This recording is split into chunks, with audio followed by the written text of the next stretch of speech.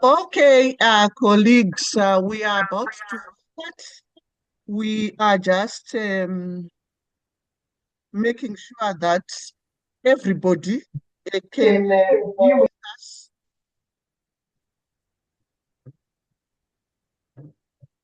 Many people are joining now.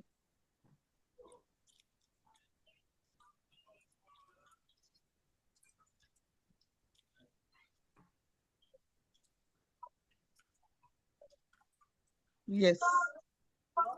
So, welcome once again, ladies and gentlemen, to our second day of celebrating the World Quality Week. And we want to continue to look at the key issues that we were concentrating on from yesterday. Yesterday, we touched on a lot of things. We touched on a number of aspects that we would want to maybe expand, maybe check if people have got issues, and then we continue. Quality from compliance to performance is what we are having. And from there, we are saying that we have just been doing tick boxes in some instances, accreditation, and we are doing it for who? We are doing it for our accreditation bodies, regulatory bodies, whom we call external quality assurance. And then we go again to say we are doing it as policing. And we are saying that we don't want to do it as policing. We want to do it properly as something that is worthwhile Vem, in tem our muito mito sem institution, telefone. so that Yes. One even as I said, I know. It's the best. okay, so now I can hear some voices. I'm sorry about that. I want to make sure that the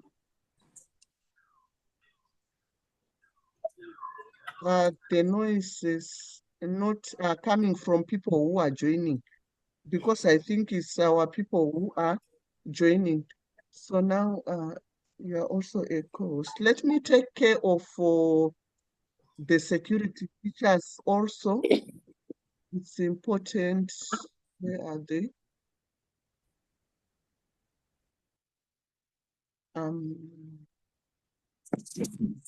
Right. Okay. So, ladies and gentlemen, I think we are good to go. It's our second day of the celebrations of the World Quality Week. In our celebrations, I think one of the important things is we are celebrating towards the end of the year. So if we are celebrating the World Quality Day towards the end of the year, it means there are a lot of things that we have been doing from January until now, mid-November. And from those things, we learned certain lessons related to quality assurance. We also contributed in terms of quality assurance activities and so on. We also resolved some quality assurance issues. And we also attended maybe some events which are related to quality assurance. So right now, I just want to allow us to write in the chat panel. The chat panel, you are writing your name, your designation, and your institution as we go along. And that can help us, and your country. Please, can we start writing in the chat panel? What's your name? What's your position in the institution? What is the name of the institution? Where are you? Which country are you coming from? 3, I can see people are writing. Please, can we do that in the next 2-3 minutes? Can we do that in just the next 2-3 minutes? Doc, there's an echo. Please check what is causing it. Please, Madam Nyarai, do we still have the echo? Are you muted? Do we still have the echo? Can some people confirm? Okay. Okay. Jamafara Ismail from Somalia, lecturer at Somali National University. Abdion Dune from Federal Polytechnic Bauchi in Nigeria. Please, can we quickly do that so that we can move our director, Chief Director Faith Nyaka, all the way from South Africa? You are welcome. Kebisile Dlamini, lecturer, Eswatini College of Technology, Eswatini, welcome. Tama Mande, Yari, Executive Director, African Center for Youth Development, Education and Advocacy. You are most welcome. My name is Comfort Agele. Please, Madam Comfort, where are you based? Which country? What are you doing there? We are glad to have you here. Dr. Okayo, Director Quality Assurance from Great Lakes University, Kisumu, Kenya. She's one of the people who has been working with us and doing a lot. Josephine Sakala from Zimbabwe, Training and Advocacy Officer, Contact Family Counseling Center. It's good that we are also having people who are not necessarily from higher and tertiary education. And when we know these things, we need to diversify and know more about how we can approach what we are doing. We have Prof. Foloruso, Department of Surveying, Nigeria, Abubakar Tafawa Balewa University, Edward Mamati, Professor Jomo Kenyatta, Kenya, Professor Kefa, Kenya. Annie, oh, welcome, Annie. You, our people, thank you so much even for calling on board our people to come for the event for the 19th, which is on Africa Skills Week. We are very grateful. We have Richard Kimeli, Coordinator, Quality Assurance, University of Kenya. Madam Gloria Apo Gimpa, it's a university for public management and administration in Ghana. Madam Naomi, we love you, we know you, we have worked with you. Mildred Telesile, Regional Quality Chairperson, UNISA. Thank you, UNISA. Dr. Sena Kweglo, Executive Secretary, Vice Chancellor's Ghana. Thank you, Dr. Sena. We are good and happy to have you. Marisa, National School for Government in South Africa. Thank you very much. We are happy to have you. I think now a lot of people have joined and we are going to start soon. Later we will check on who is here. Calvin Chikobolo, Zambia, Director Quality Assurance. Prof. Silvanse, Director for E-Learning, Kenya. Kenya, you are doing well. South Africa, Kukano, Crispin. Kukano is from where? Kukano, which country? It must be Zambia. Professor Wellington, but you didn't give us your designation. You came for quality assurance here. Is it not UNZA? I think it should be UNZA or something. Press Kasanga. Hello? Okay, Kukano, yes. Chalimpana University, I thank you. Dr. William Kapambwe, Zambia, Zimbabwe, Stellenbosch, South Africa, Nigeria. All these people are coming. Ghana TVET service. Madam Veronica, good to have you. South Africa, Professor Wellington. Okay, for now, let me stop here. We are saying to you, quality starts with you. Quality is in our hands. Quality is everybody's business. Quality is doing right when no one is looking. We are in the right event where we are commemorating the World Quality Week. It's the Global Quality Assurance Association.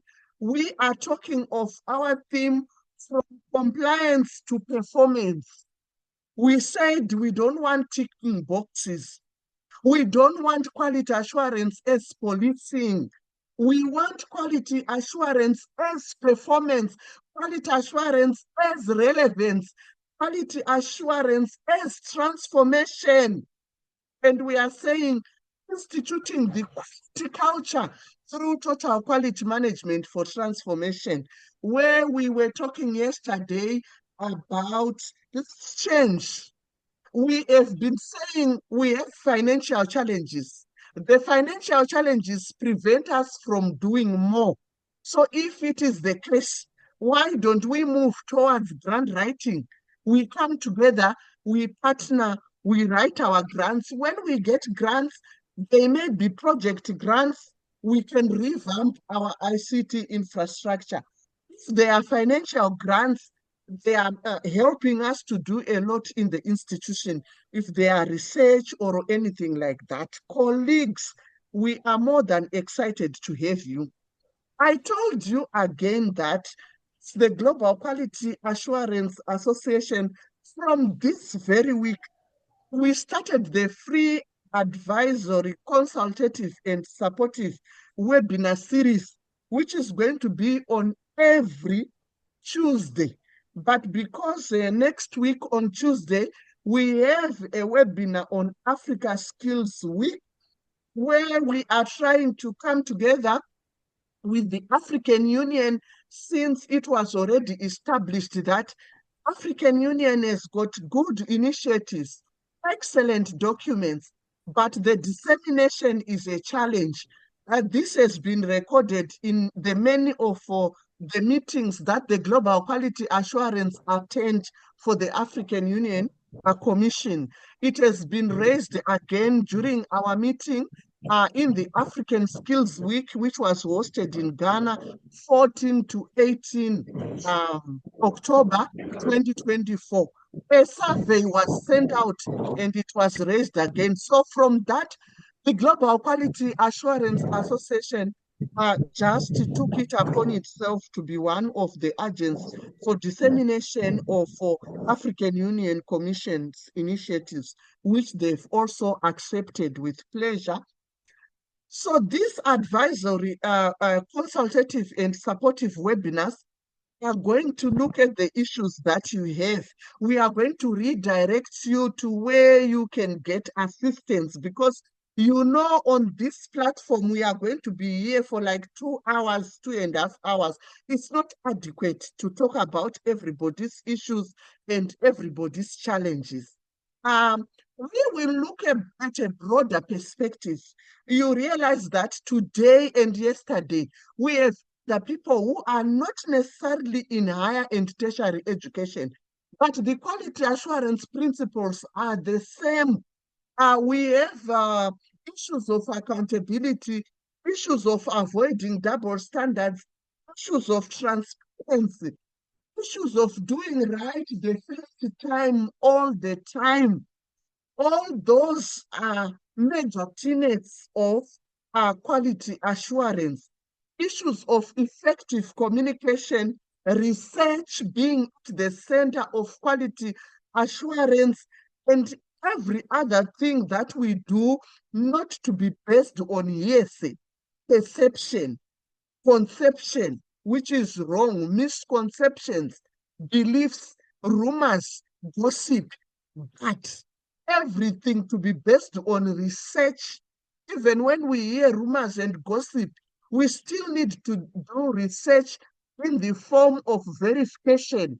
These things which I'm getting here in the Quality Assurance Office, Directorate, Department, Are they authentic? Is it not just a make-up in order to do down somebody? What are the issues? How widespread is it?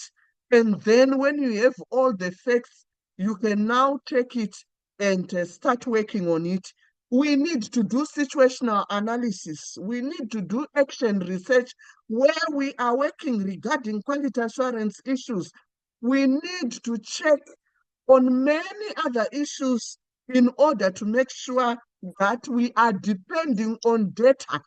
Our decisions in quality assurance are based on facts. So for those who are not necessarily coming from this side of a quality assurance in the higher education, you are most welcome. Again, tell us. I know, for example, in insurance, it's a matter of you are insurance, but you are working with other service providers. What kind of quality issues do you face? We have seen others who are coming from other departments. What are the issues? Tell us so that we can work on them together. But we want to understand the practical application of quality assurance and its effective implementation. The quality assurance frameworks, the quality assurance policies, these are needed no matter which sector you are coming from. Quality assurance tools. How do we build the quality culture? How do we make sure that our compliance is also taking care of the other important things which need to be done? All those things we will do. Let's meet again on Tuesday. We are going to share the link with you. The Global Quality Assurance Association is partnering with the African Union in terms of disseminating, to begin with, what came out from the Africa Skills Week. This is for every sector: extraction, services, and also manufacturing. It's also about all the services that we offer. It's about how we handle others. It's about products. It's about conduct. It's about processes and procedures. And it's about everybody. It's about everything.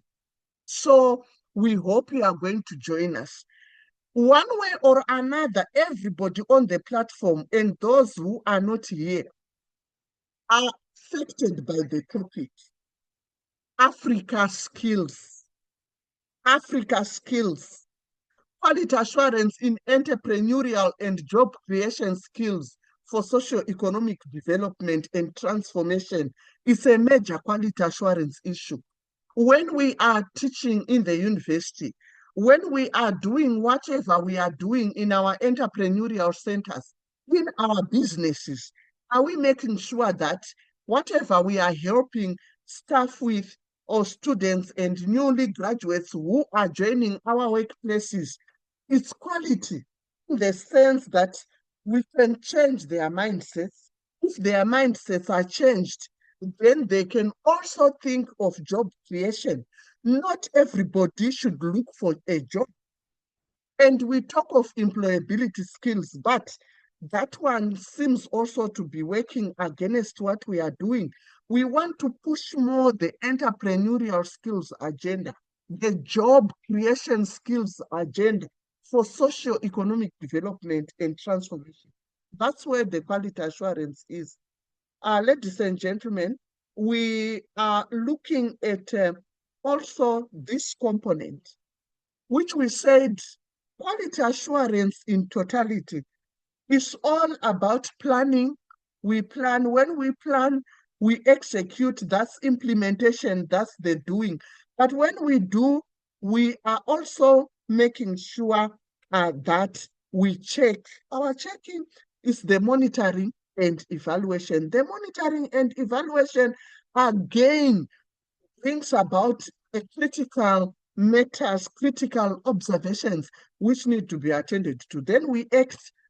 Is making the necessary changes, which is one of the lacking components of this cycle. It's called the Edward Deming cycle, EDCA cycle. within the internal part of this circle, you see that there are small rings. Yesterday, we talked about the major difference between quality control and quality assurance. We said quality assurance is proactive, quality control is reactive, it's firefighting. You already have a problem at hand. But is it what we want? Or we want to prevent and minimize challenges from happening? Ladies and gentlemen, for now, I want to sort of stop sharing, and maybe we can quickly look at one or two things here. I want to share something again for the next 5 minutes for the benefit of those who were not here. Once again, very quickly, in less than 5 minutes, we are the Global Quality Assurance Association, fully registered in Ghana with the Ghana Registrar General of Companies, fully registered with the Ministry of Gender, Children, and Social Protection. That's our logo. But what is critical is for you to understand and know our vision.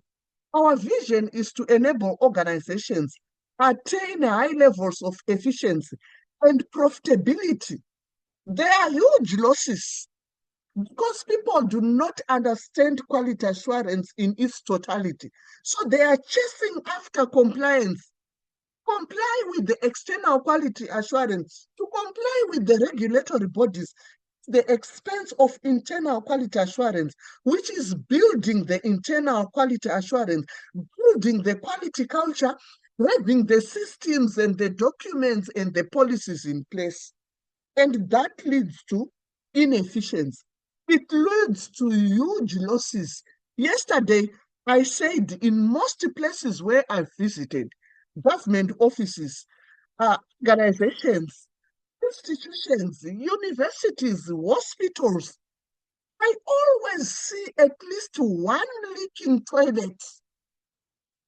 I said it. But now that is a problem. It's a big loss because we said we have major utility bills, which take a lot of our money in the organizations and institutions, which is the water bill and the electricity bill. So people leave ACs open, they leave the lights, and the security men will come and switch off the lights. They don't report leaking taps. They report the washrooms, but nobody is quick to come and fix the leakages of water. And we lose. I said, if I take a 1 liter bottle, 1 minute is full. If it is full in 1 minute, how about in 30 minutes? How many liters? 30 liters. How about in a day? How many liters? So these are the small quality assurance issues which people do not relate to quality assurance, and yet they have a major negative impact on our financial standing and on our budget. And so we want to enable organizations attain high levels of efficiency and profitability through sustainable quality assurance systems in a bid to create a world where the quality culture thrives. The quality culture should thrive. Once the quality culture thrives, we are good to go. Consistency. Let me mute this person. Consistency in the quality of goods and services through knowledge and skills sharing. We do capacity building. We do monitoring and evaluation. We also do education and awareness together with institutional, organizational, assessment and evaluation for self-improvement. I will move very fast. We are well branded. I said this yesterday, and then I just want to give a few highlights of our work, and then I want to move to membership. For those who were not with us yesterday, yes, you can be a member of the Global Quality Assurance Association as an individual, a company or organization. You go to our website. Mr. Ro, can you please enter the website www.gqaa.org. There you will see the benefits, but there are more benefits here, which the first one will give you your certificate, and we will do a lot of things together, including affording you an opportunity to be on our platforms. We have international, national, institutional, individual, online, and on-ground events, capacity building, and you can join us anytime as an individual if there's a need.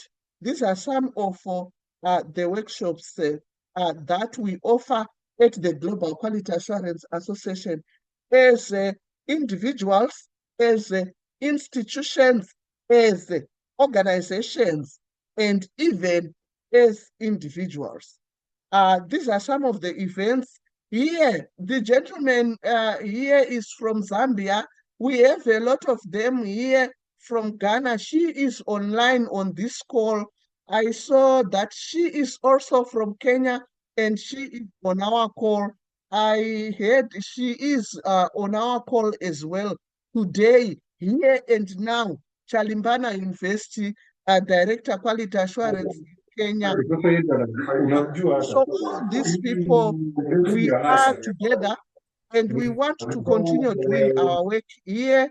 We were in Sokoine University because they trust us. They've worked with us before.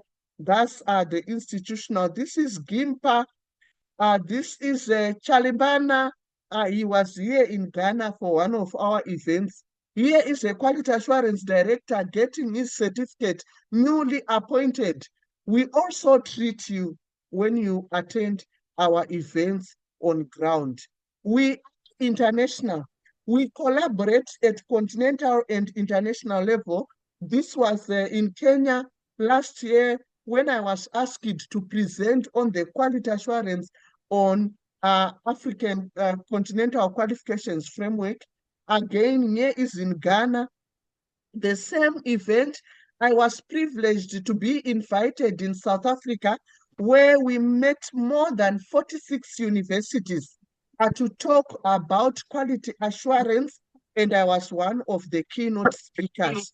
Within those, we meet and work with other quality assurance personnel who are also high-ranking. This is the Director, Quality Assurance, Cape Peninsula University of Technology. This is me. This is the SAQA, Southern Africa Qualifications Authority.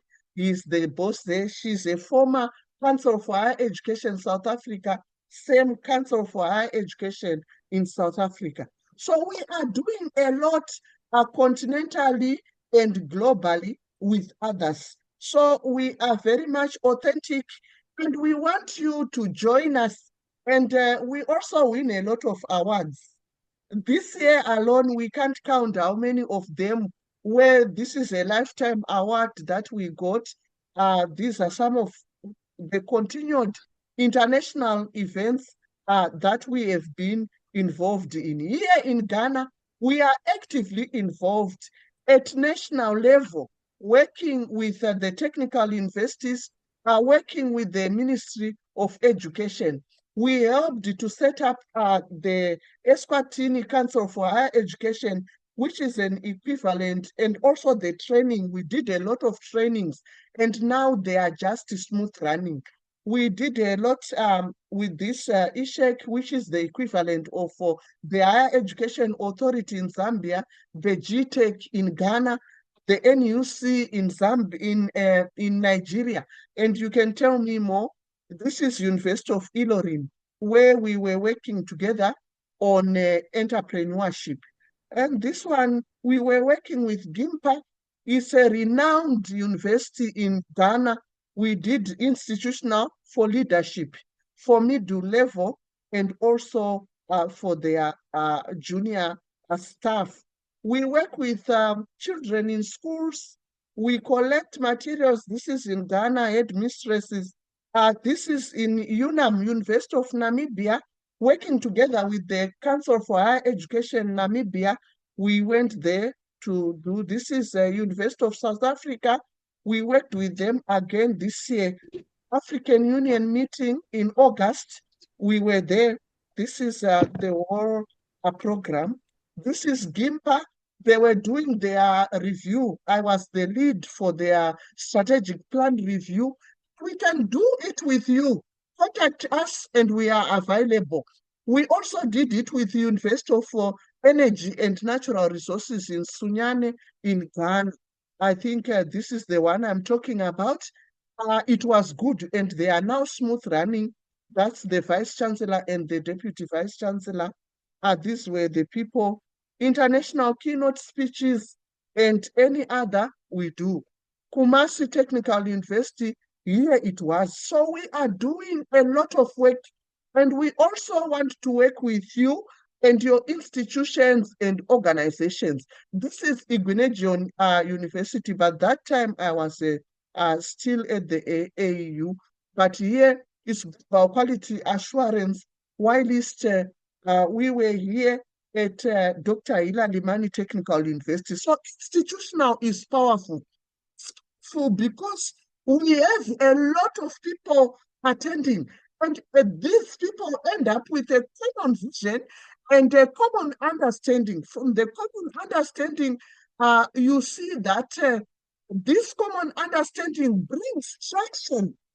We end up with an action plan where we have enough numbers of people to bring about the change that we want to see through implementation. That's why I advocate for the institutional. This one, we had done a lot with Sunyani Technical University, 2 workshops, and they now did the resource mobilization. I think, ladies and gentlemen, I've said a lot. This one is in Eswatini. Dr. Shongwe yesterday was with us. Eswatini is one of the largest universities and state university in the former Swaziland. It is called University of Eswatini. And this is the registrar, this is the director for quality assurance, this is the GVC. And then we have the vice chancellor, who is, this is the registrar. Again, we worked with them. This was an institutional assessment and evaluation for self-improvement. We carry out researches. Please, let's come together and come with viable topics, quality assurance related.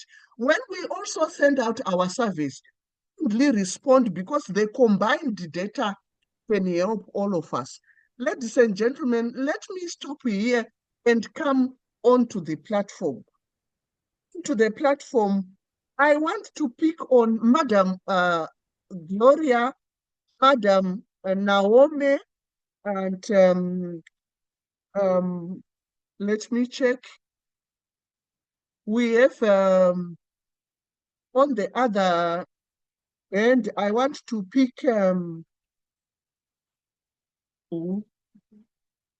Stanley Sakala, Shishimba, Madam Joyce Okayo, Dr. Crispin Kukano, Dr. Joyce Okayo. We have worked with them. And I just want to give them an opportunity to talk about their experiences and what they gained. And you may be here on the platform, but I didn't say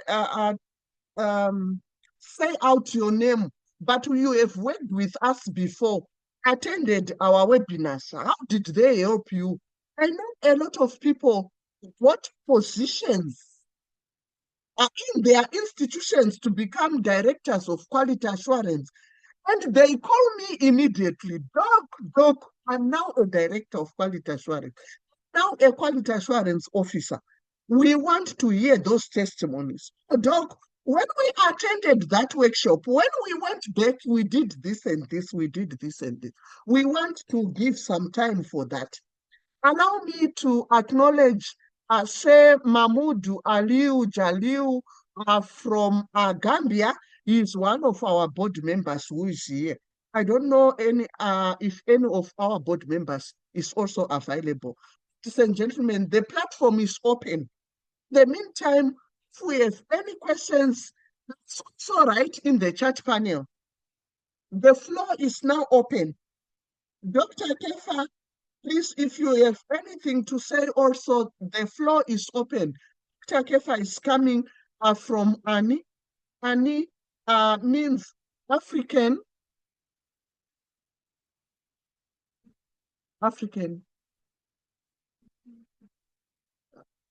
I'm set. Dr. Kefa, can you unmute and tell us? I just know it's an African internationalization of education. What is the N? African Network for Internationalization of Education. Am I right, Dr. Kefa, please? Yes. Thank you very much. Thank you very much. Can you hear me? Yes, we can hear you. Just a minute for you, Doc. Thank you very much. Mm-hmm. All right, colleagues, let's get the ball rolling.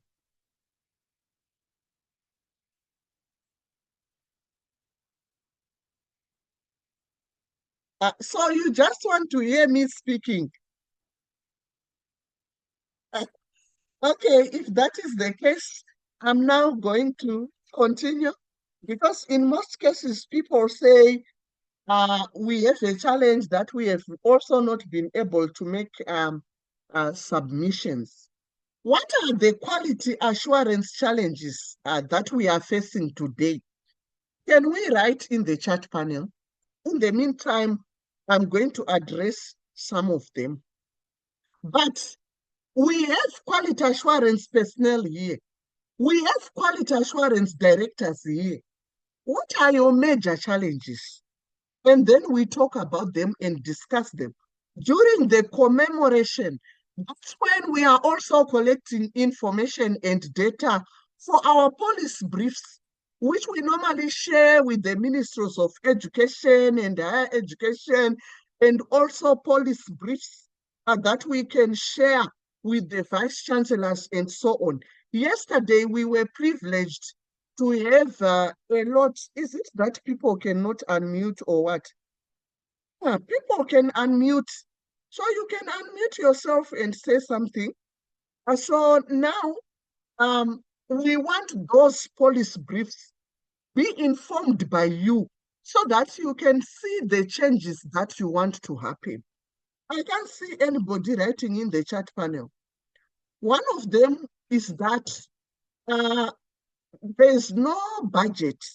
Some institutions make provisions for a budget for the Quality Assurance Office, Directorate, or Department.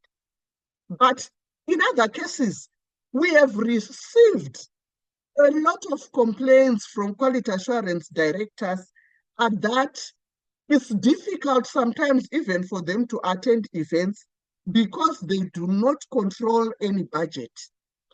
Sometimes they are told until it is approved from here or there, and then we see if it is not approved, then there's no room for you to go.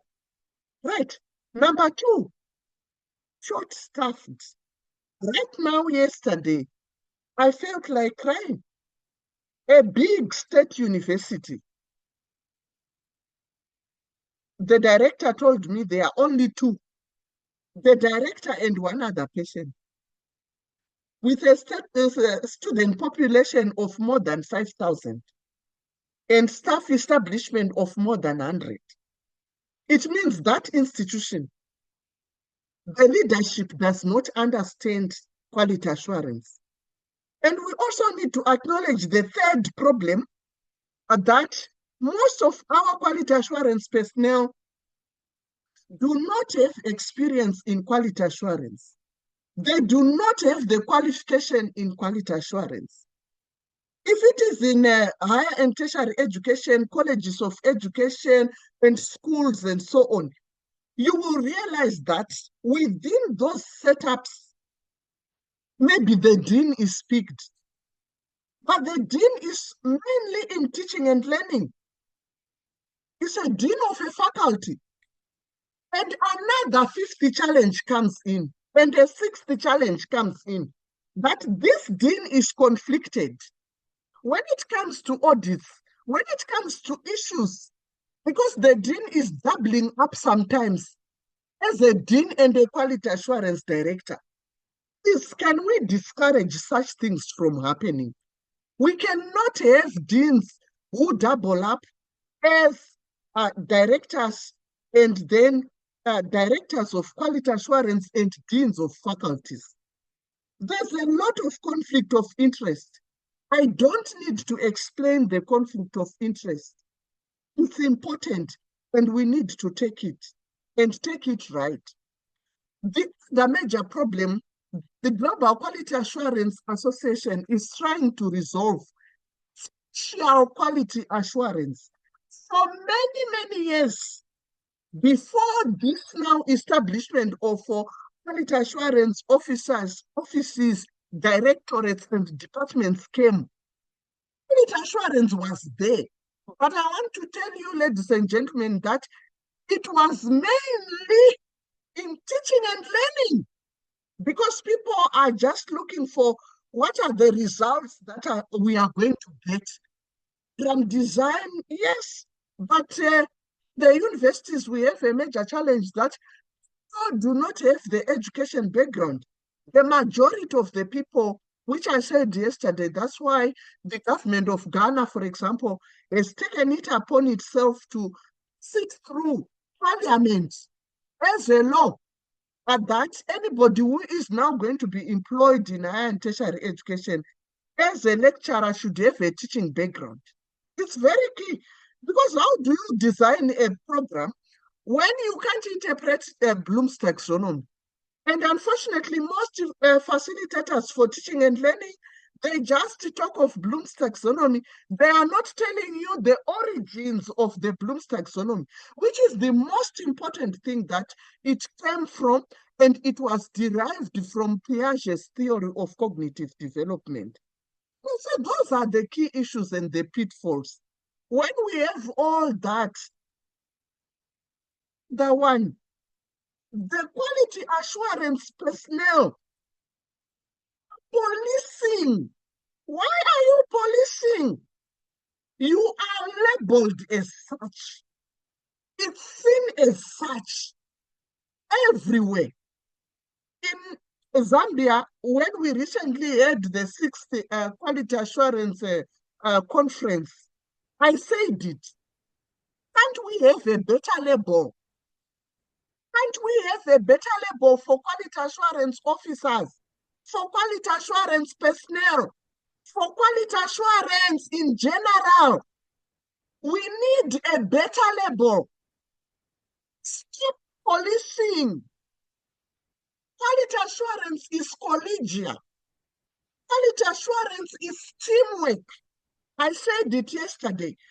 Even if you are in a company, even if you are in an organization, if you are in an institution, please, you have been appointed as a quality person. But if it is a security issue, like I said, you can't resolve it alone without the security manager, because you don't have a background in security issues. You do not have. So lock in the security manager. Work with everybody.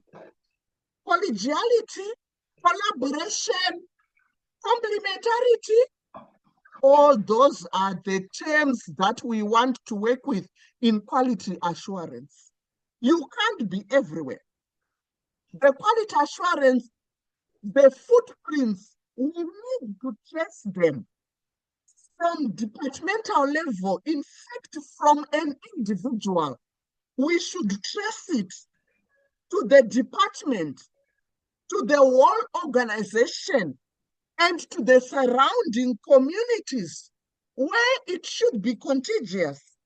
Go to the nearest school, go to the nearest clinic, and do your community engagement, but also enhancing and putting the quality agenda. We see a lot of things in Africa which sometimes we don't see elsewhere. We see a lot of things in these institutions where the grooming of the quality culture and cultured people should be in, but they are not happening. We see dirty windows. We see dirty door handles where you wish like you move around with sanitizer to just clean a door and open it. We still see dirty washrooms. We see dirty grounds. We see dirty They said they always need it. institutions. That always need it.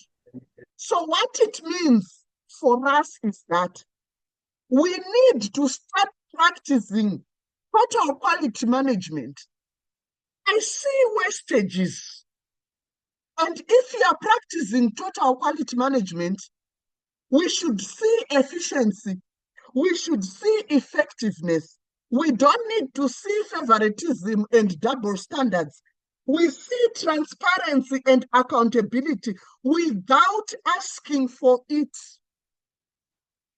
We see effective communication.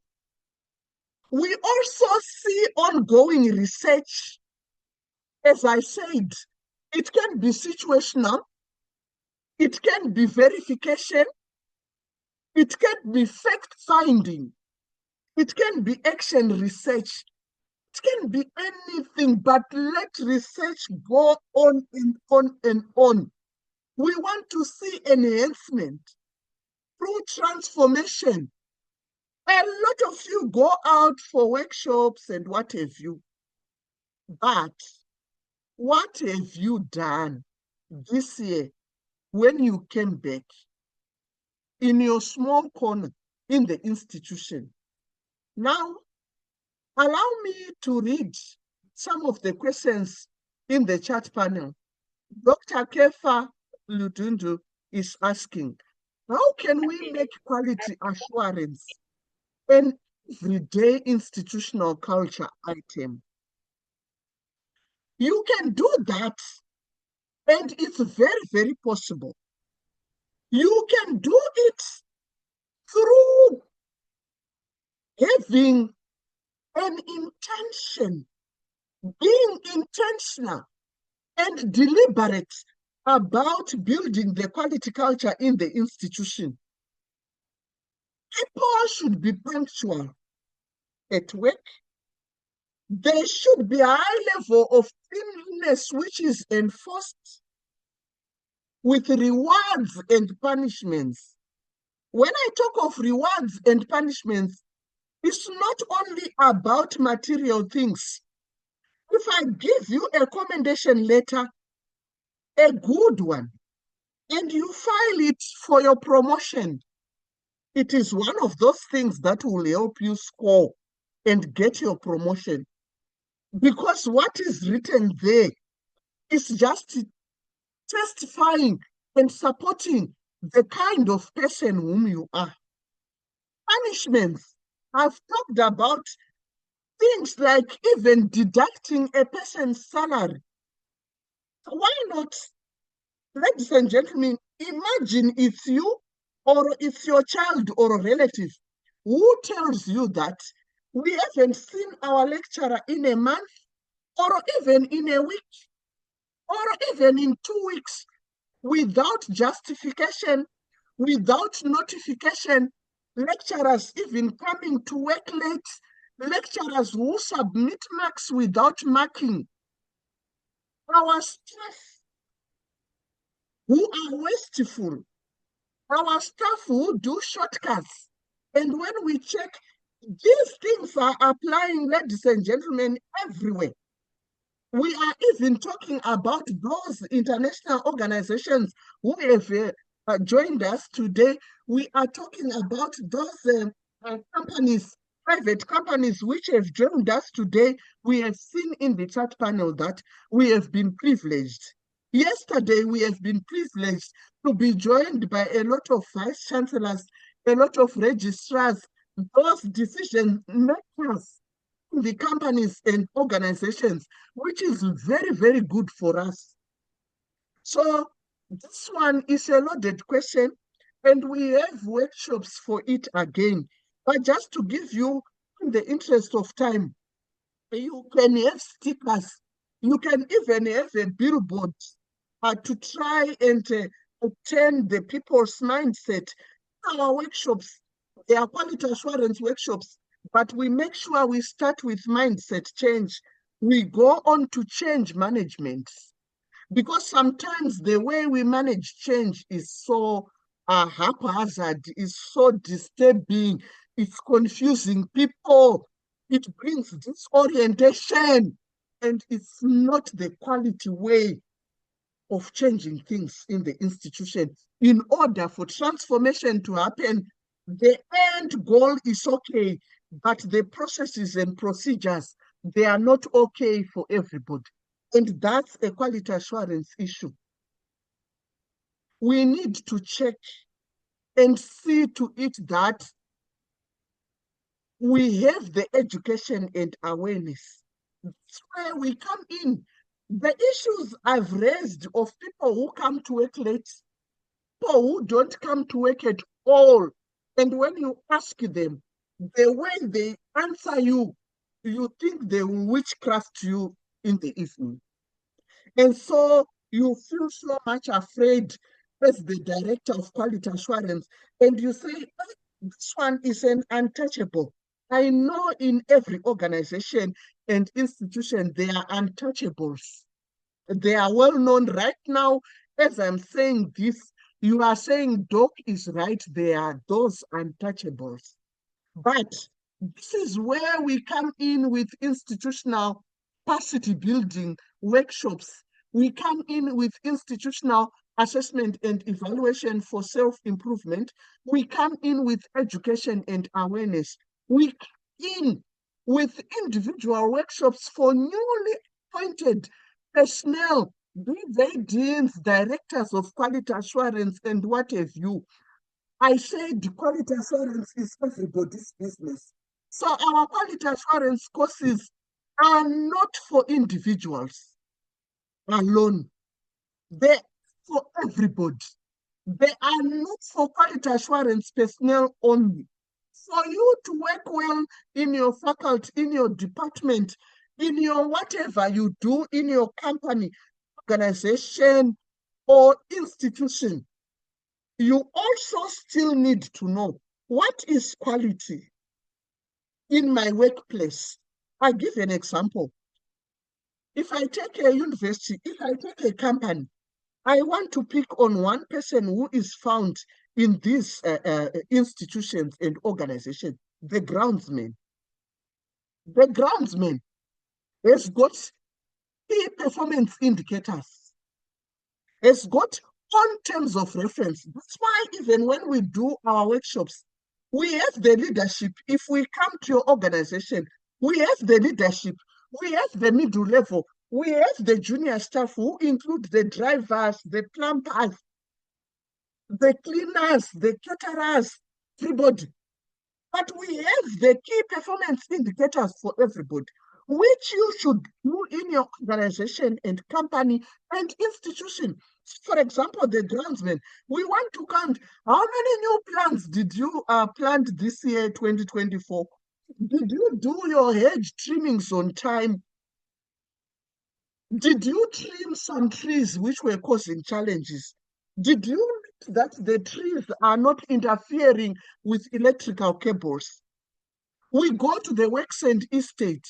That's when you see that quality assurance should be practiced as total quality management.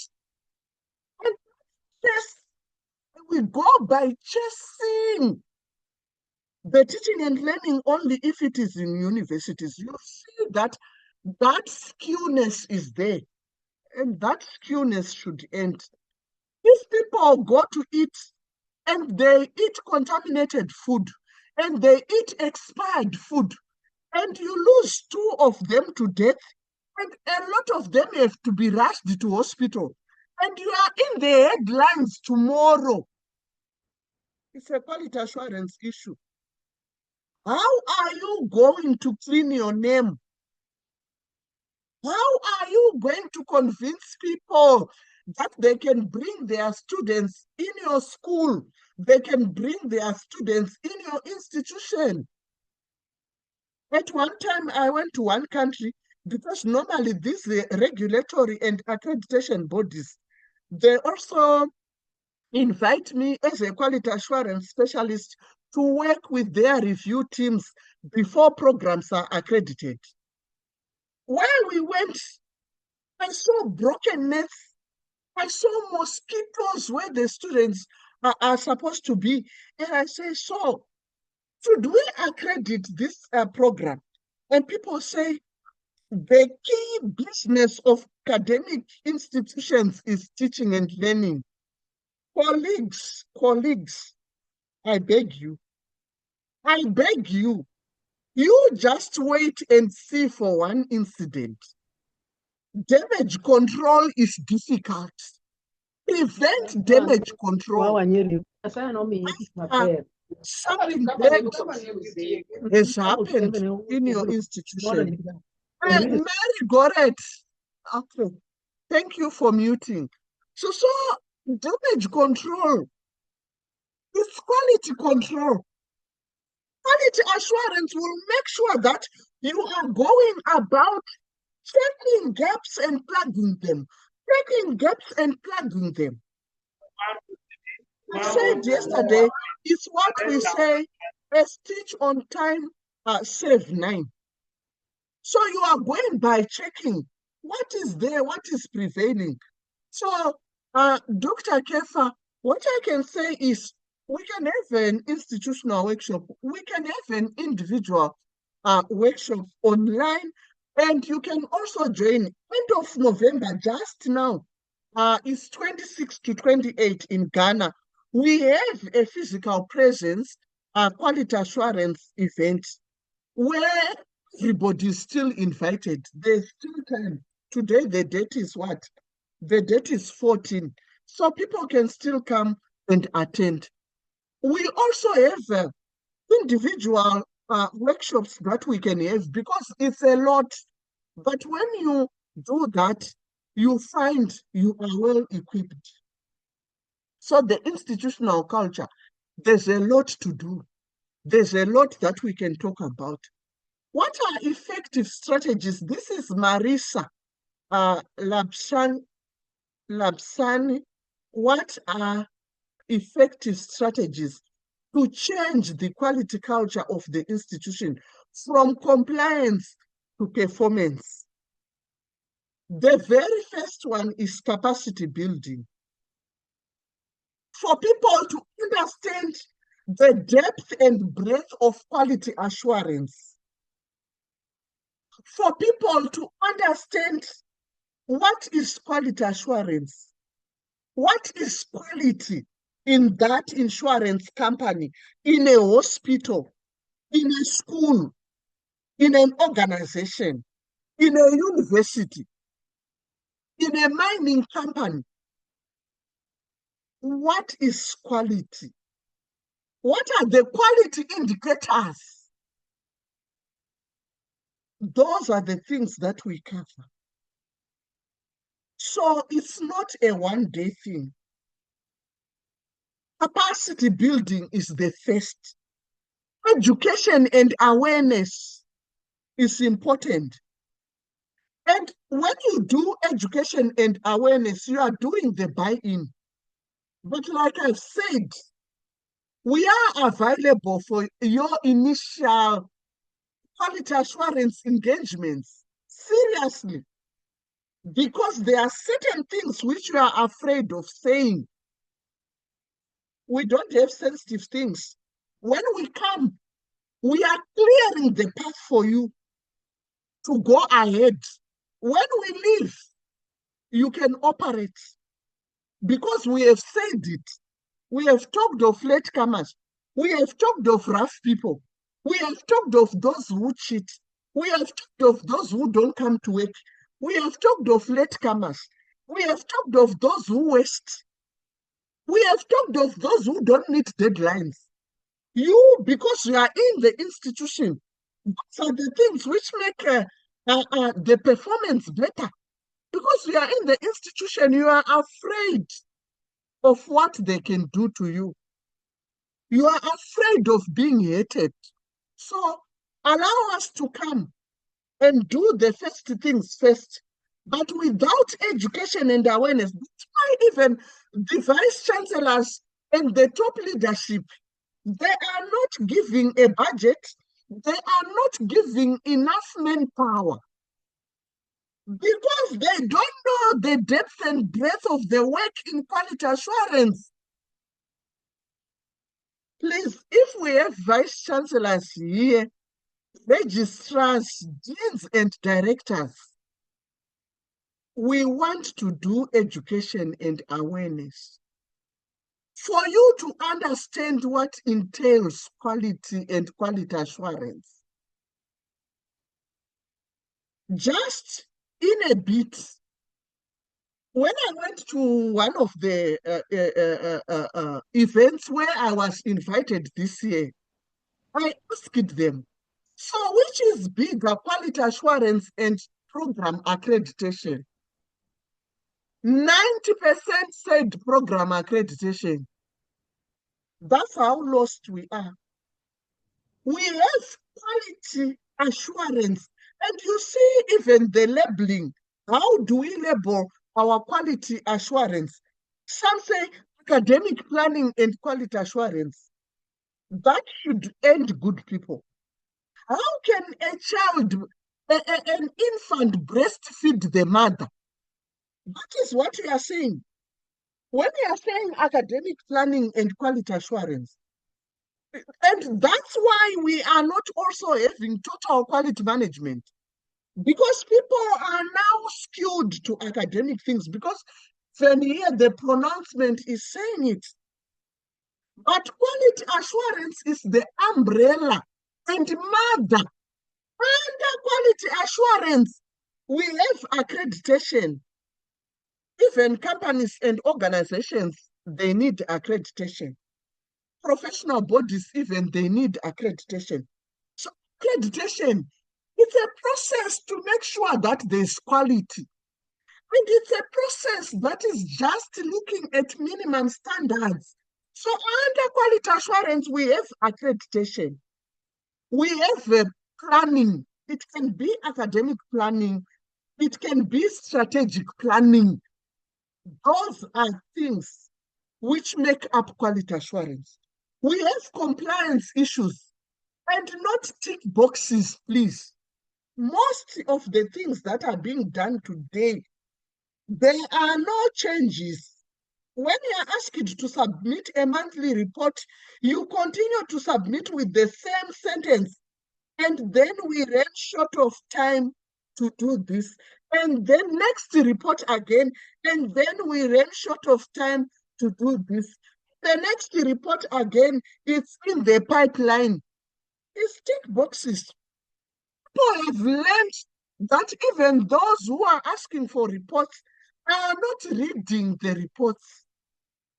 It's just like a tradition that you need to submit reports, but the reports are being made use of. The real purpose why we need to have reports is not happening in some of the institutions, organizations, and companies. That's why those companies are closing, those institutions are closing, those institutions are not growing, those institutions are not doing better. There's no enhancement, there's no performance, there's no transformation, because certain things are just now being done as ritual, as tradition, with no value addition to them. What is it? How can we succeed? We need to understand the depth and breadth. So I talked of compliance. I talked of planning, academic planning, strategic planning, planning what have you, whichever type of planning, and then standards also are part. Risk management, it's a child of quality assurance. Disaster management, of quality assurance. Research, rewards and punishments, they are children of quality assurance, which make things happen. We do them in order to make sure that this quality assurance is happening. Monitoring and evaluation is part of quality assurance. What are you doing? You are just checking that things are happening in the right way. You are just checking that we didn't skip a process. We are just checking that our inputs are okay, our processes are okay, our outputs of services and products are okay. So you need to be constantly checking, monitoring, and supervising. Kimeli Richard, I think I've answered you. Dr. Josephine Apasari from Lesotho is saying some of the challenges faced by directors of quality assurance are inadequate quality assurance awareness within the university. Doc, we are here. We can do you an institutional quality assurance workshop, but this buy-in starts from there.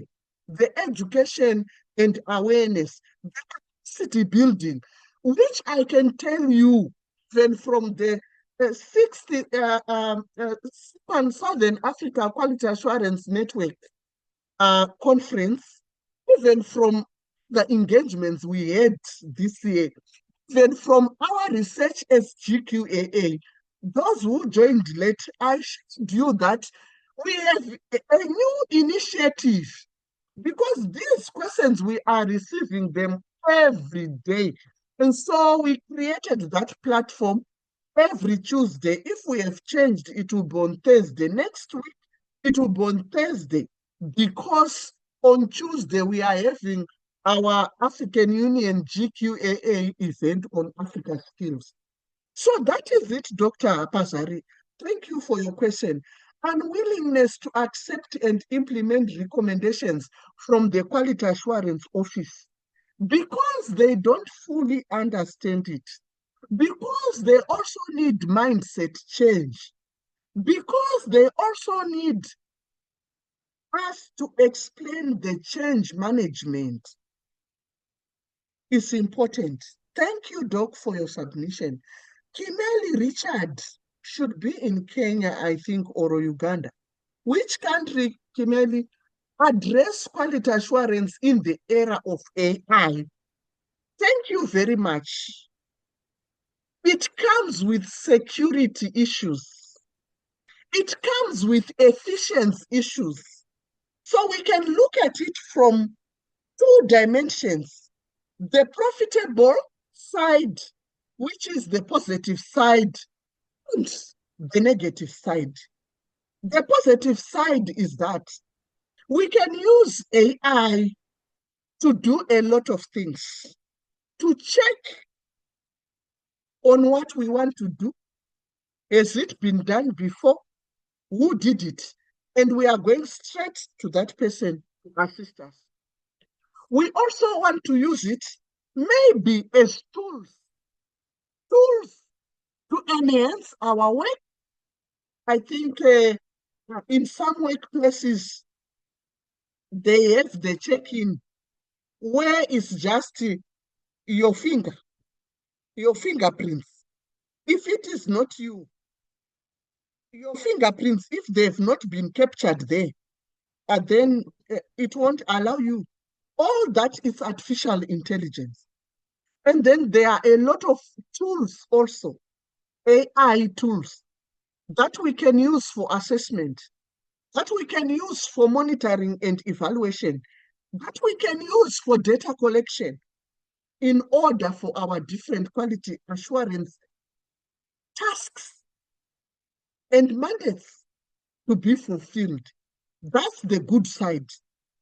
The other side now is when people can tamper around with the things that we have. If we keep our data on cloud, that's again AI. If we keep our information somewhere, if we have put this security password, which somebody can crack because they are ahead of us of what they know in ICT and Internet of Things, that's a problem. ChatGPT, I'm saying, for example, to universities, there's nothing wrong with ICT in general, technology in general, ICT-driven workspaces. We now have them. There's nothing wrong with them. Look at what we are doing today. We have brought people from all over the continent. Each time, the traction, we have it because of the power of Zoom, which are these ICT platforms, ICT softwares, ICT what have you, which help us. So in a way, we need them, but in a way, they are highly detrimental. Now, let me say,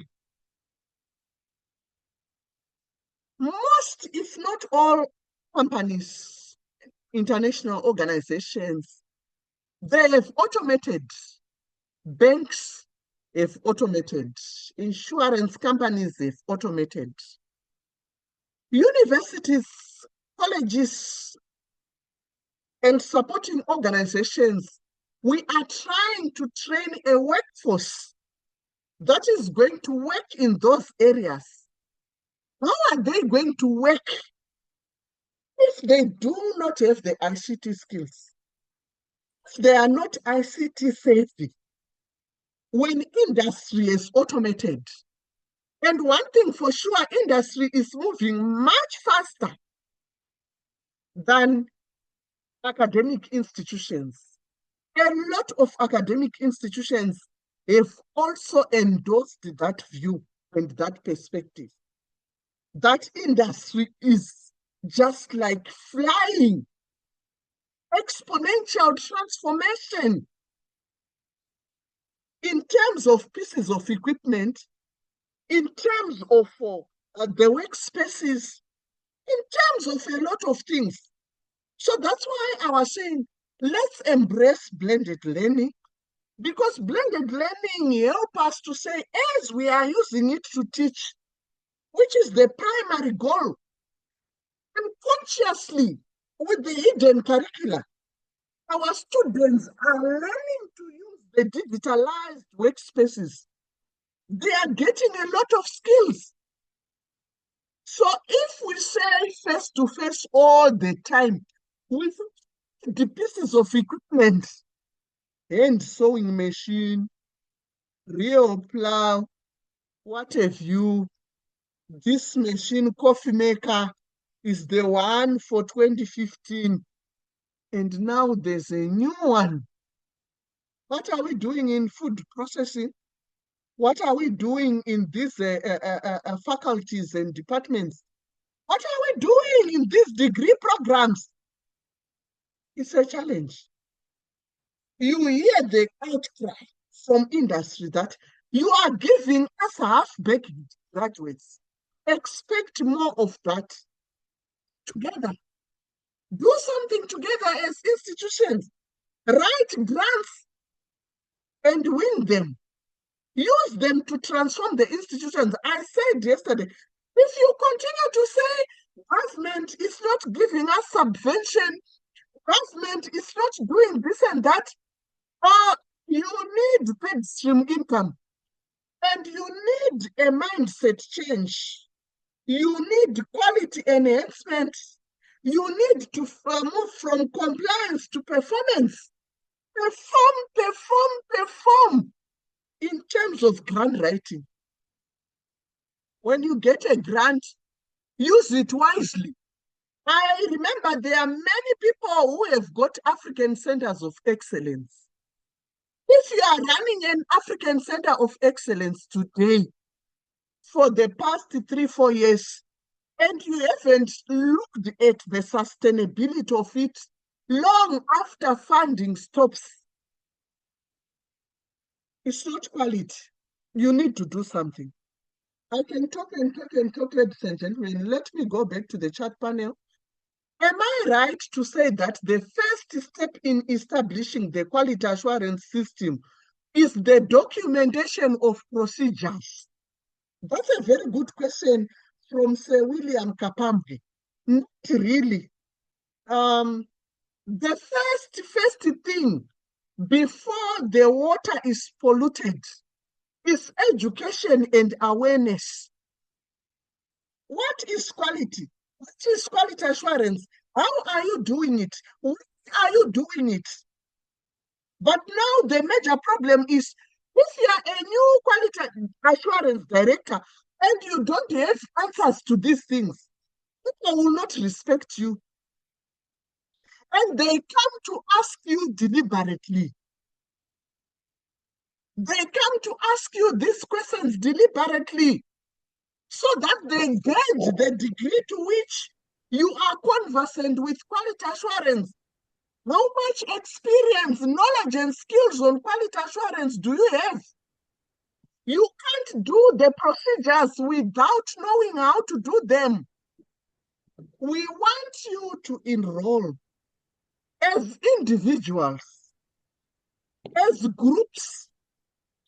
We want you to attend the workshops so that you can have that knowledge and skills very, very fast. And we know the issues. We know the answers, and we can assist you. There are certain things which can be done concurrently. Whilst you are doing education and awareness, starting from the leadership, coming down, don't mix groups. Because I told you, for the gardener, the key performance indicators are different from the dean, from the lecturer, from the clinic, from the catering services. Each one has got their own key performance indicators. And so we need to do the education and awareness according to groups of people. Then these standards, the procedures, can go along with policy development. You can collect some of them from the departments because when you came, people have already been doing things. But the problem is sometimes we don't have documented procedures. So in quality assurance, another important principle is documentation. We want communication, research, and documentation. Documentation will save a lot of people. Because if you have documented things, when somebody accuses you, you say, look, this was the 2nd of March. Somebody wants to accuse you, you didn't do this. Look, this was on the 23rd of October. But people hate documentation. But documentation always saves us in critical situations. But we also need history. We need track records. We need institutional memory, which makes quality better. How does it make quality better?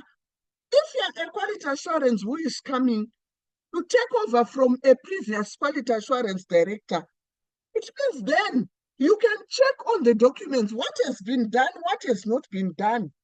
How were things been done? Can we do things better? And that helps you to do quality enhancement. We need those things. Thank you for asking that question. But there's more to it. We can join the online workshops.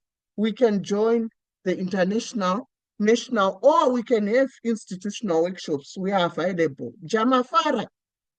Establishing quality assurance needs, firstly, to set a standard measure to be achieved. It's not even one. There are numerous minimum standards. If you are a pharmacy, you get them from the professional bodies for pharmacology. You get them from your Ministry of Health. Do you see? And it even reminds me, thank you, Jama, Sarah, for that input. It then reminds me that we need policies, quality assurance policy. But that policy Sometimes people just pick Dr. So-and-so, Mr. So, Mrs. So, please come together and do us a gender policy. Come together and write us a quality assurance policy. It's sad. It's very sad because these are legal documents. You lose court cases if there are many loopholes and gaps in your policy. And if you ask some people to put a skeleton of it, you will still need a legal eye. You can't declare and approve a policy when there's no legal contribution to it. Another one, the policy should also make sure that it is in consultation with the national policies. The national statutes is important and very, very important. If you don't do that, you will always lose court cases from employees, from students, from staff. You will lose court cases because there are lots of perforations, there are lots of gaps, there are lots of loopholes that certain people are taking advantage of. They will never tell you. And the problem too, some policies are up sleeve. They are only taken out when people, the leadership, want to use them. It's wrong. Give the people the policies. Make sure there are policies, appropriate policies for everything. It helps. Thank you, Jamafara. Sir William Kapambwe again. Shouldn't the standards be clarified or documented in the standard procedure? Yes, standards cannot be in a vacuum. That's what I've just explained. Thank you very much. And some of them, there's something which I normally share with people here. You find that some of them are coming from the accreditation board. They are coming from the regulatory body. And these are minimum standards. They are even called minimum standards. They are minimum standards which you should meet in order to start operations. But you can do better. That's why we have quality assurance, quality enhancement, all those words. They come in because we are dealing mostly from the accreditation and regulatory bodies with minimum standards. Nyarai Chinyama, which institution and which, I must think is Zimbabwe, but you could be in South Africa or any other country. Which institution address quality assurance in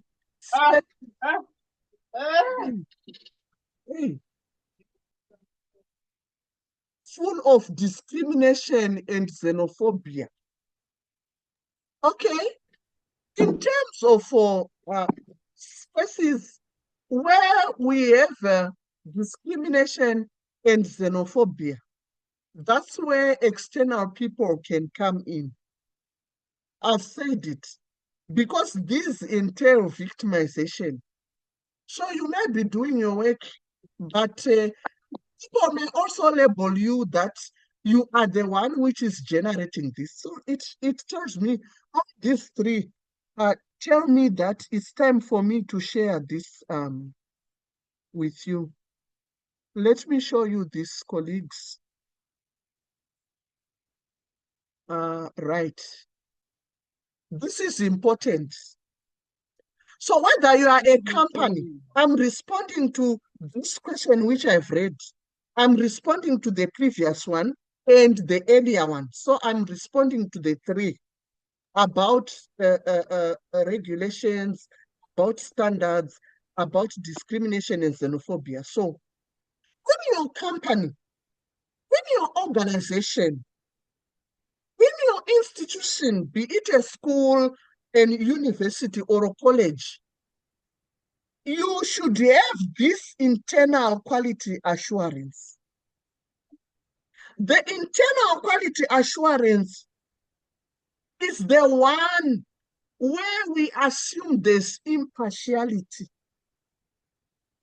We assume that we put you there, that you take care of the discrimination, the double standards, the favoritism, which comes from affiliations of political parties, of religion, of ethnicity, and all this.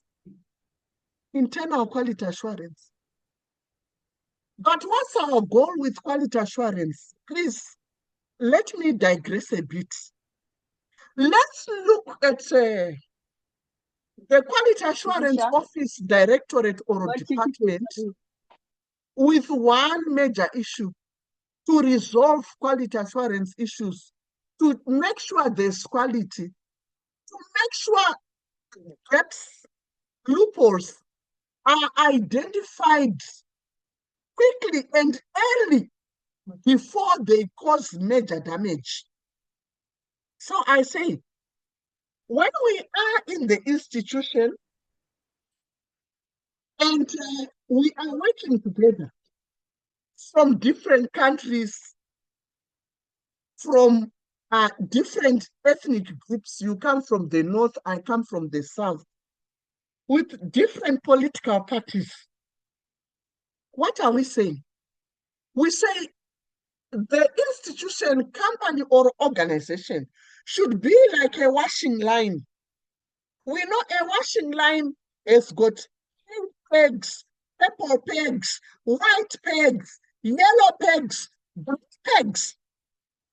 They have plastic pegs and wooden pegs.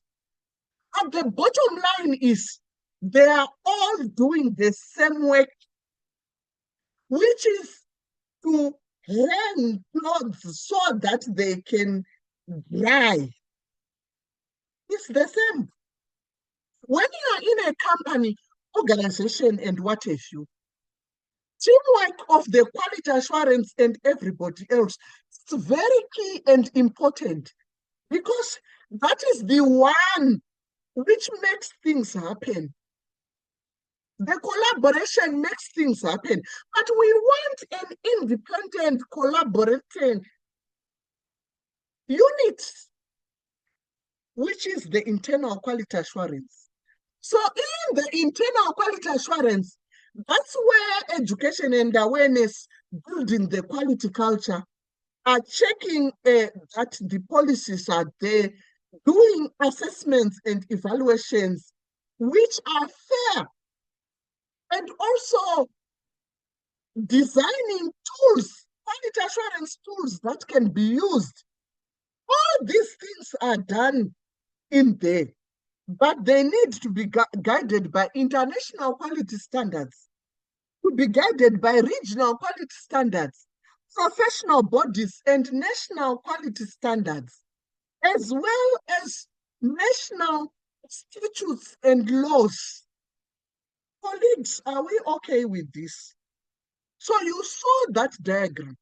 It really explains everything. And we need to adhere in order for us not to create islands of job seekers who cannot be accommodated anyway. Islands of practices that cannot be accepted anyway. We need to fit in the global village. They say, think globally, but act locally. That's why I say, even for now, as we are going to talk on Africa skills on Tuesday, you will hear what I have to say. The curricula should take care of ICT-driven technology, and also the technology that is non-ICT driven. Rural farmers, they need better pieces of equipment, but better pieces of equipment, not necessarily ICT driven. I think you agree with me. So those are the kind of transformations which we need to do through quality assurance. And how is it a quality assurance issue? When we review programs, when we check gaps in our curricula, when we check gaps in our company's processes and procedures, and listen to the feedback, you should like the negative feedback better than anything else. For me as an individual, I'm always intentional, I'm always deliberate. As a result, what do? I'm looking for negative feedback. The negative feedback, I look at it, I listen, and then I say, this, if I follow what I'm being told, the Global Quality Assurance Association can be a better organization. It can serve people better. It can do better things. It can grow. So that's what I'm looking for. But I see a lot of people are against negative feedback. I want to tell you today again that there are audits, there are regulatory organizations audits, there are also audits that are done internally by the quality assurance department. So when the quality assurance department does, sorry, I'm just trying to sort out my battery. Sorry about that. Okay, so now when we are trying to do even internal audits, don't say you don't audit the quality assurance department office or a directorate or a personnel. That is wrong. That is very, very wrong, because you also need to tell them, to give them feedback on how they can serve you better. It's important. And you, the quality assurance people, call for a quality assurance audit of your directorate and office personnel.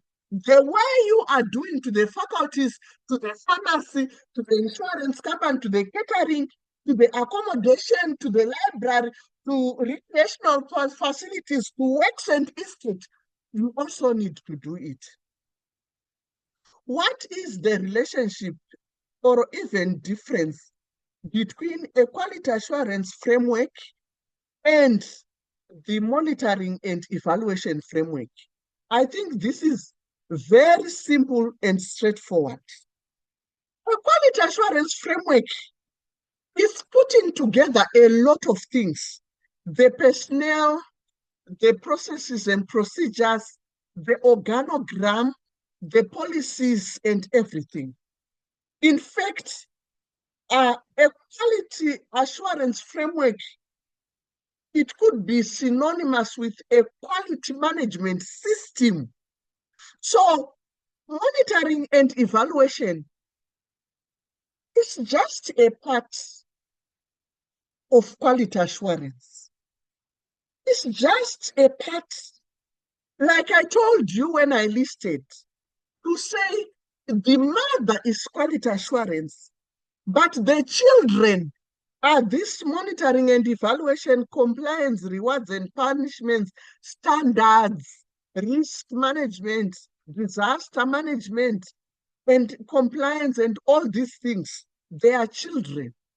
As a result, now once we talk of a quality assurance framework, these things, they find themselves being shown and how they relate to everything else within the framework. I hope I've responded. How can the Director of Quality Assurance get buy-in from the different departments without appearing to coerce? How do you get the negative people I think I've partly responded to this. Please, Mr. Tariro, can you put our contact details and WhatsApp for people to take? I think I'll also put it here. Before people start leaving, we also want to start having the group photo. So now, answering that, I'm saying you need the buy-in. The buy-in, yeah, it's enough. It's continuously coming. The buy-in is by meeting different groups of people. But now I'm saying the danger is if you start meeting the different groups of people and explaining to them about what is quality assurance, how do we do it, why do we do it, the many other complicated questions they ask you, and you are not prepared. That's the problem. You need to be prepared when you meet them and do education and awareness. That's how we come in to fully prepare you on how to meet them and how to deal with them. And then when we do you the workshop, you will know how to do things without coercing them. It's also important. And I'm glad you raised the word coerce. It's forcing, it's pushing people to do things. But there are a number of ways that you can use to do things in a collegial manner without necessarily pushing people to do them. Negative people are there, and there are different ways of getting them. If we have the institutional workshop, if we do some training, because on these platforms, there's a lot. We can't cover all here. And then that's when we have in the GQAA different workshops for different durations, which we can do with you and support you fully in order for you to be able to handle the issues.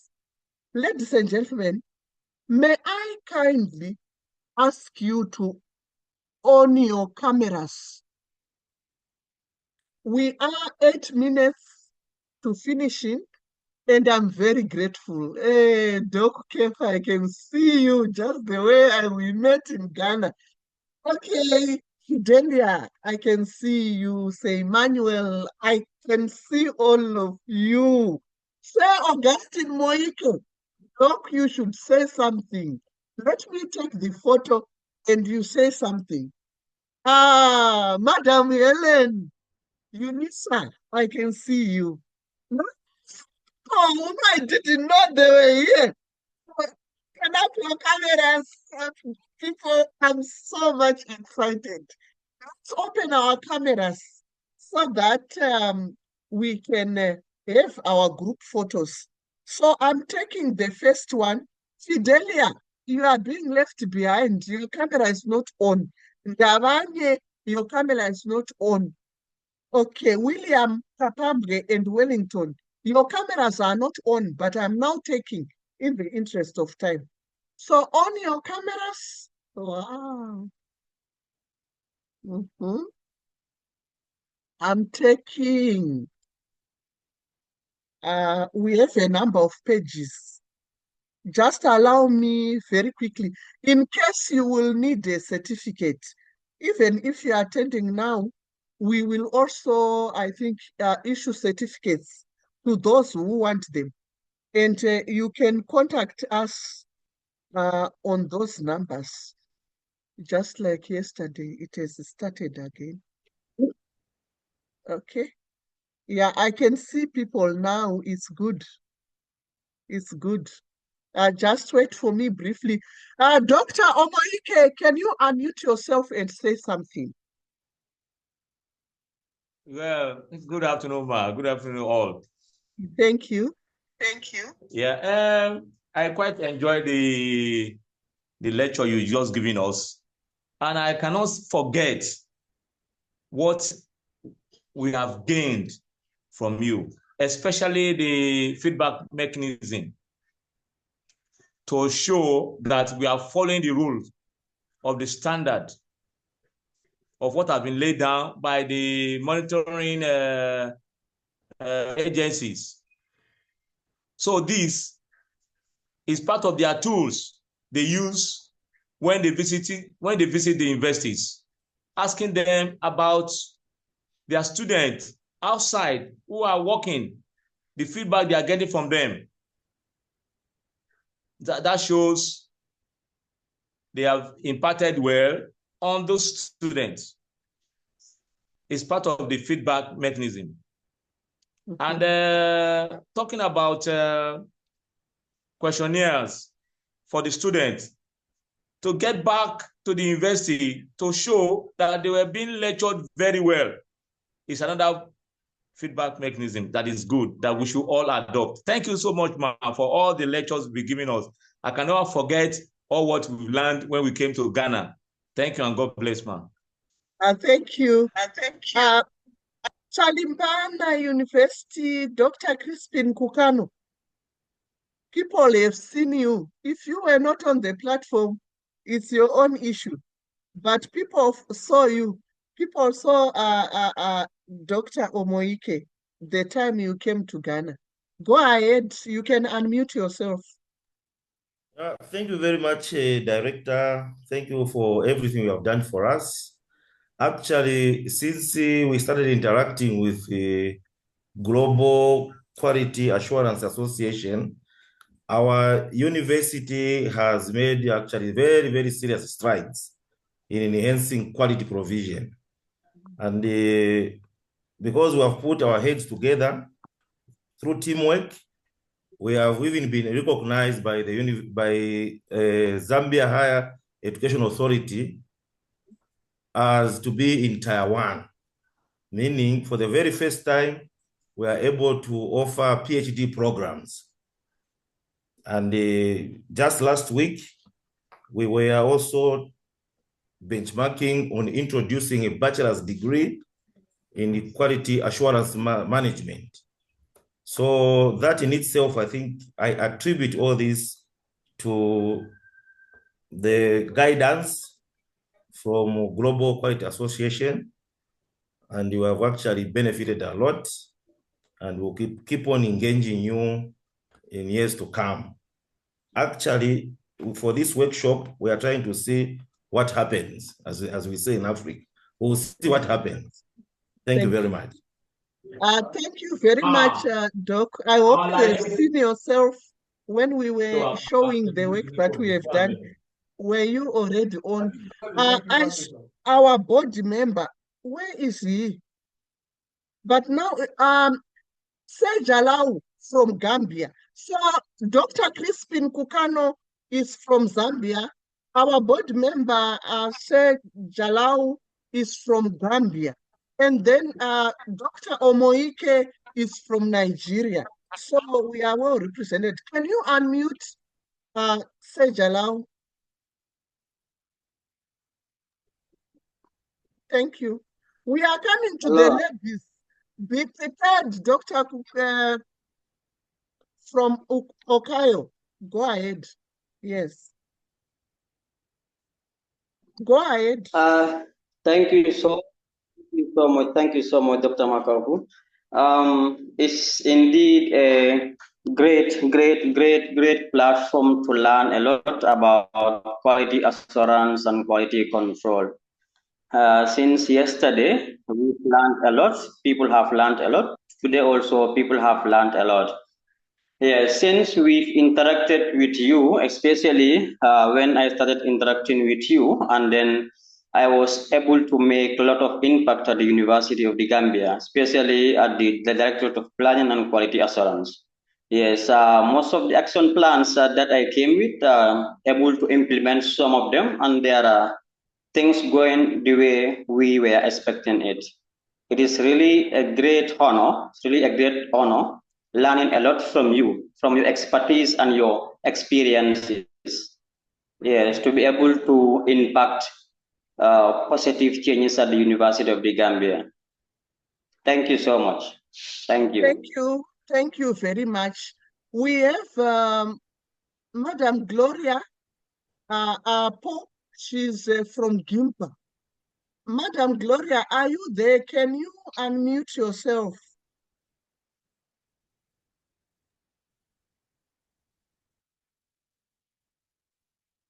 Thank you.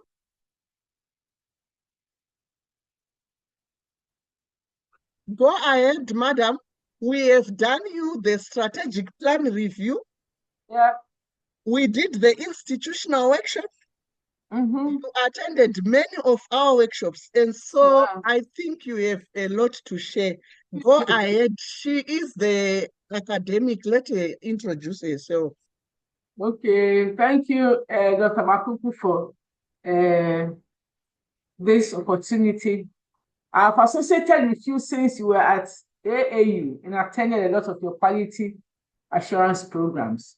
So through our meeting with you, now we have a directorate of academic planning and quality assurance headed by a director. We didn't used to have the quality assurance unit. It was a small unit at the academic affairs because it was a requirement of GTED.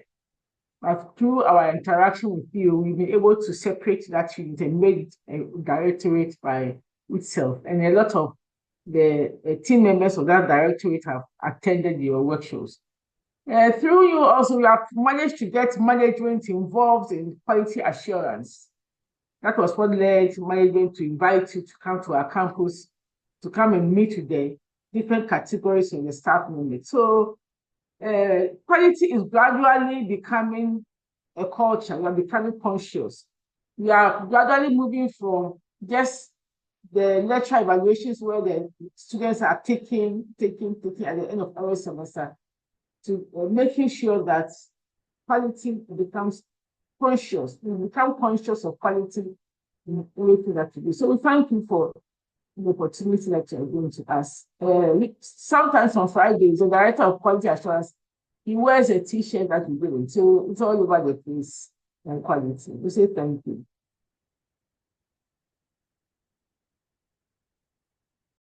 Thank you very much. Mr. Ro, can you help me identify our other people who have been attending? Eswatini, Zebronchari, it's not the first webinar you have attended. We want to talk about fruits. We want fruits. What did you do? What have you done? Unmute yourself and tell us. How about Madam Fidelia? Madam Maria. Afternoon, everybody. Yes, after Zebron, Madam Maria, you come on board. Thank you. Go ahead. We are celebrating what you learned, what you did, and the strides. Thank you. Go ahead.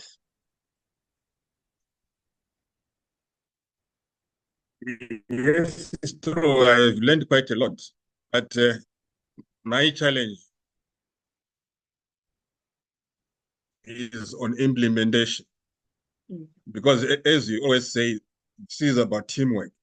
So if you check the attendance, most cases I am usually the only one attending this, and the significant people who are to lead and make it happen, if they are not in, then it becomes quite an uphill task. For me to say I've done this and that alone, it will be a very big challenge. I attend because I like what is being discussed here. It might help me in the future, but not now, since I'm just attending as an individual, even though I'm under an institution.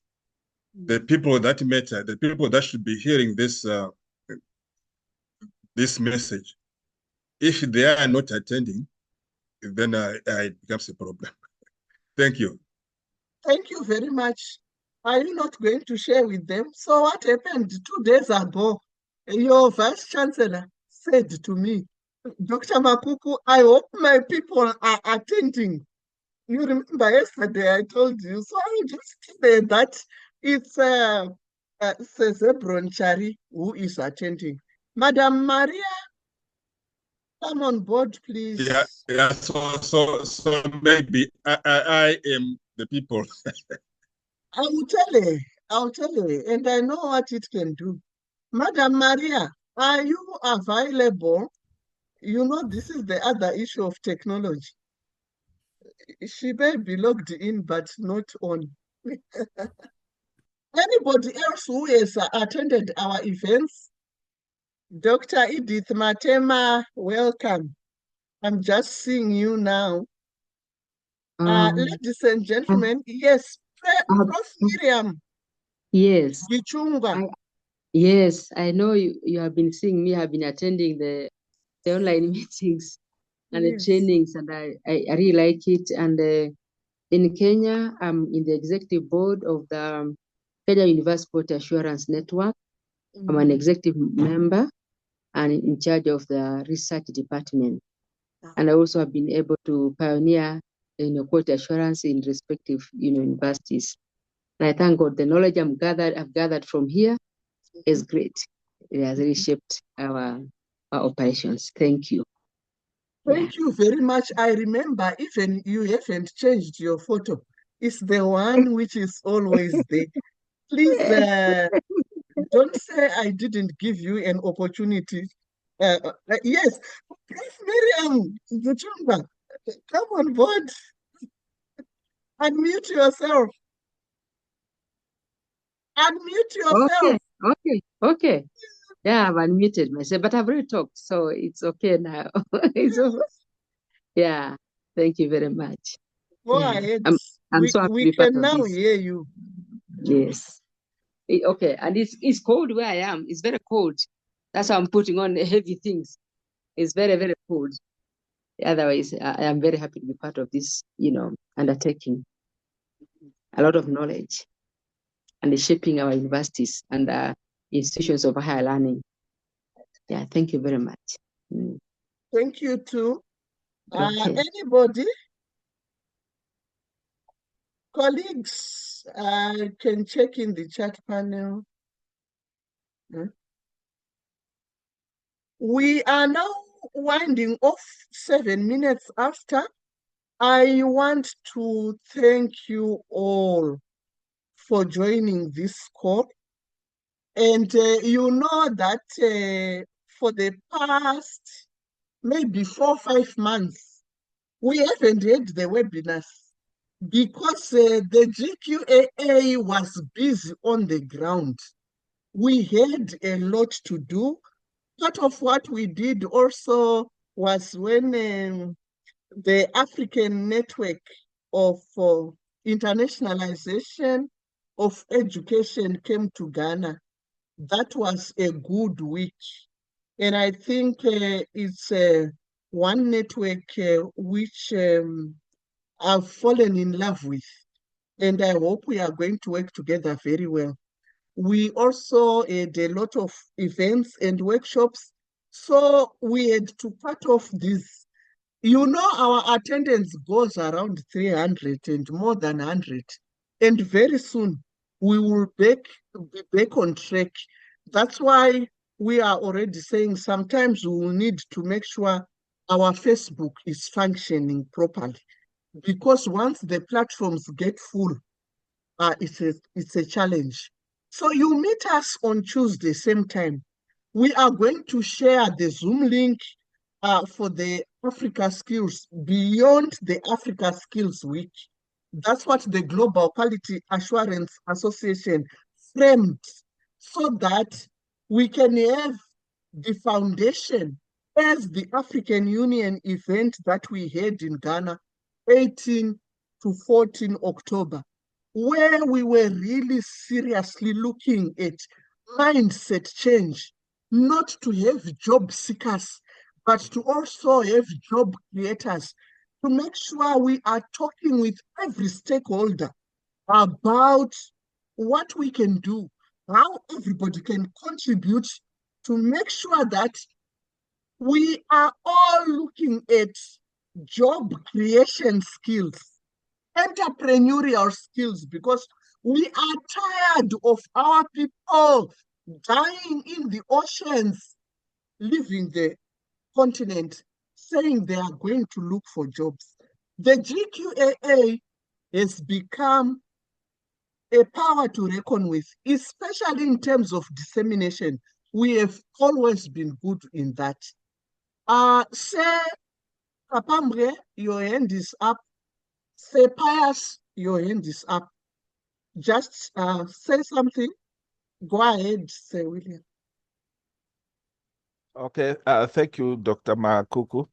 I just wanted to share that in regard to Zambia, the Higher Education Authority actually has come up with what they call the Zambia Quality Standards Guidelines.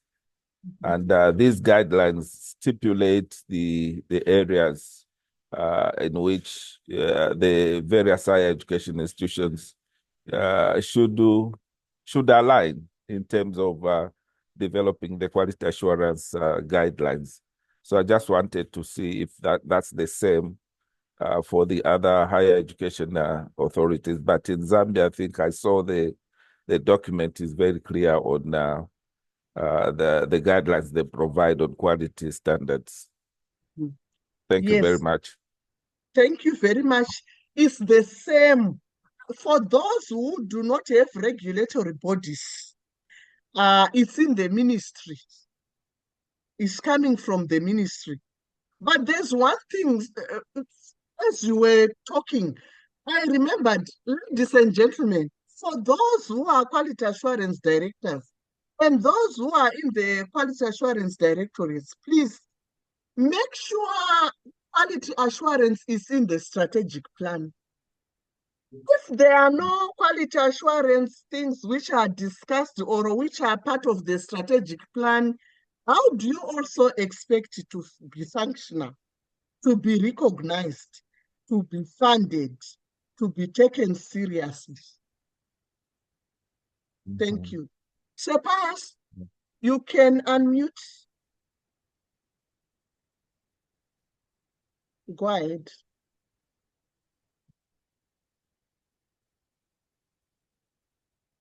Sir Pius, we can't hear you. Increase your volume and be close to the microphone. Hear me now? Hello? Can you hear me now? Yes, but amplify your voice. Okay, what I'm trying to say is that I addressed yesterday, it's been awesome. Followed the way from Nigeria, rest of the world. So you said yesterday lecture, we are able to differentiate between quality assurance and quality control. Now, quality assurance is proactiveness, while quality control is reactive. So I learned that yesterday webinar. Very key. Then you talk about areas of quality assurance covers disaster management, monitoring, evaluation, compliance, standard. So I want to in a very nutshell, how do we incorporate all this into quality assurance in our institution? And how do we achieve them on a timeline? And it shouldn't be so long for us to achieve all this. And there's something says that the feedback we get from our students when they are shows that they are not, we cannot be able to approach them in terms of collaboration because of how they think the right. So how can this be done in institutions in Africa? Then lastly, I want to know the next week webinar, the time and the link, if it can be shared, how to be on the platform as well. Thank you so much. Okay, thank you very much. Unfortunately, I couldn't hear you clearly. And we have our email, WhatsApp, and website. You can send messages there. Colleagues, I think we have gone beyond by 15 minutes. I wish you well. See you on Tuesday. And we can have many more people coming on board. We have resumed the webinars, and we are going to do them as stipulated, Tuesday and Thursday next week. Same time, it is always the same time. but the links are the ones which are going to change. So we are going to share the links with you. So thank you very much and wishing you the very best. Bye-bye. Bye-bye, Maria Pax. Madam Veronica, thanks for joining us. Bye-bye. Gloria Sebron. Bye-bye, Prof. Miriam. Edwards. Okay. Madam Bye-bye. Gloria.